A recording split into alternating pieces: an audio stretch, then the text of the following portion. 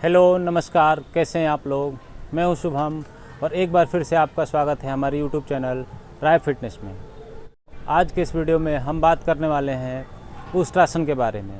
उष्ट्रासन जिसको camel pose भी बोला जाता है। उष्ट्रासन को करने में बहुत से लोगों को परेशानियां होती हैं। तो दोस्तों, आज के इस वीडियो में हम उष्ट्रासन के अभ्यास को बिगिनर से लेके फाइनल पोज तक कैसे करें हम आपको स्टेप बाय स्टेप बताएंगे। और उष्ट्रासन से क्या लाभ हैं और कौन कौन सी सावधानियां हैं जिन्हें हमें ध्यान में रखनी चाहिए उष्ट्रासन को करते समय, इन सारी बातों पे हम चर्चा करेंगे। तो चलिए अब देखते हैं। उष्ट्रासन का अभ्यास करने के लिए सबसे पहले आप वज्रासन की स्थिति में बैठ जाएं। आपका सर से पांव तक शरीर सीधा होना चाहिए। उसके बाद आप अपने घुटनों के बल से खड़े हो जाएं और ध्यान रहे आपके घुटनों में आधे पौन फीट का गैप होना चाहिए। दोस्तों, ये मैं आपको साइड से करके दिखा दे रहा हूँ।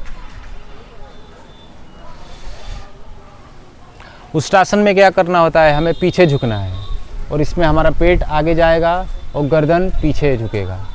और गर्दन को उतना ही पीछे झुकाएं कि हमारी गर्दन की मांसपेशियों में खिंचाव महसूस हो और सांसों की गति सामान्य होनी चाहिए। तो दोस्तों, अगर आप बिगिनर हैं या आपकी बैक बेंडिंग अच्छी नहीं है तो शुरुआत में आप अर्ध उष्ट्रासन का अभ्यास करें, जो मैं आपको करके दिखा दे रहा हूँ। अपनी दोनों हाथों को अपने कमर पर रखें और सहजतापूर्वक पीछे झुकें।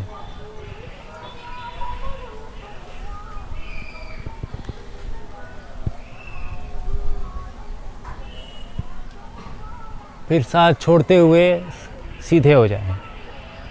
दोस्तों, कुछ दिन अर्ध उष्ट्रासन का अभ्यास करें।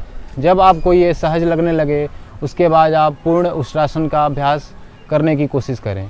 पूर्ण उष्ट्रासन का अभ्यास करते समय आपको क्या करना है, दाहिने हाथ से दाहिने पैर की एड़ी और बाएं हाथ से बाएं पैर की एड़ी को पकड़ना है और पीछे झुकना है और सांसों की गति सामान्य होनी चाहिए और आपका पेट आगे आना चाहिए और गर्दन सहजतापूर्वक जितना पीछे जा सके उतना ले जाना है दोस्तों। और हाथों को इस तरह ले जाना है।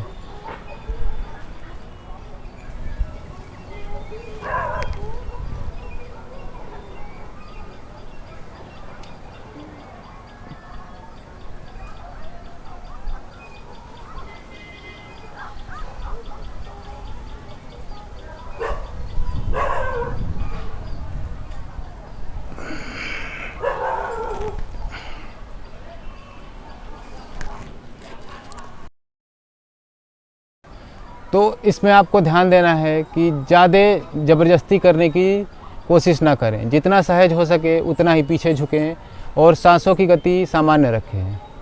और पीछे झुकने के बाद 10 से 30 सेकंड तक उसी पोजीशन में बने रहें। और दोस्तों, अगर आप बिगिनर हैं तो आप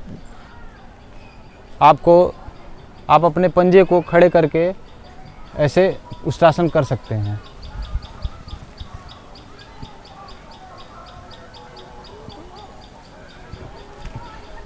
इस तरह आपको आसानी होगी।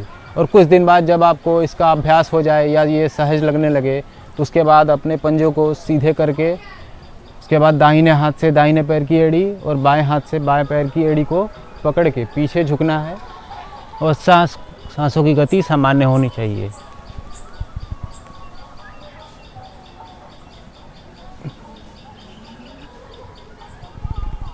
फिर से अपने नॉर्मल पोजीशन में आ जाए।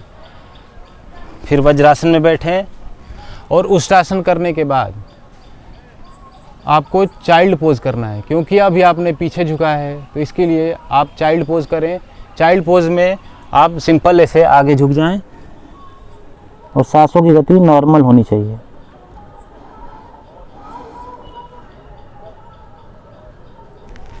दोस्तों, ये इसका काउंटर पोज है। क्योंकि अभी आपने पीछे झुका है तो इसका काउंटर पोज है कि आप आगे झुकें और चाइल्ड पोज में 10 से 15 सेकंड के लिए बने रहें। अगर आप उष्ट्रासन का अभ्यास प्रतिदिन करते हैं तो आपका डाइजेस्टिव सिस्टम, रिप्रोडक्टिव सिस्टम अच्छा होता है। उष्ट्रासन में आपको पीछे झुकना है तो पीछे स्पाइन में जो नर्व्स होती हैं वो स्वस्थ होती हैं, आपके स्पाइन में लचीलापन आता है। उष्ट्रासन के प्रतिदिन अभ्यास से आपके सीने में उभार आता है, आँखों की रोशनी बढ़ती है, और जिनका पेट बढ़ा हुआ है अगर वो उष्ट्रासन का अभ्यास प्रतिदिन करें तो वो अपने पेट को भी कम कर सकते हैं। और दोस्तों, किन्हें उष्ट्रासन का अभ्यास नहीं करना चाहिए? वे लोग जो हाई बीपी, हार्निया या हृदय रोग से परेशान हैं, वो उष्ट्रासन का अभ्यास अभी ना करें। या वे महिलाएं जो प्रेगनेंसी में हैं या जिनका अभी ऑपरेशन हुआ है, वो भी उष्ट्रासन का अभ्यास ना करें। ये वीडियो कैसी लगी दोस्तों? अगर ये वीडियो अच्छी लगी हो तो प्लीज़ इसे लाइक करें और हमारे चैनल को सब्सक्राइब करना ना भूलें। धन्यवाद।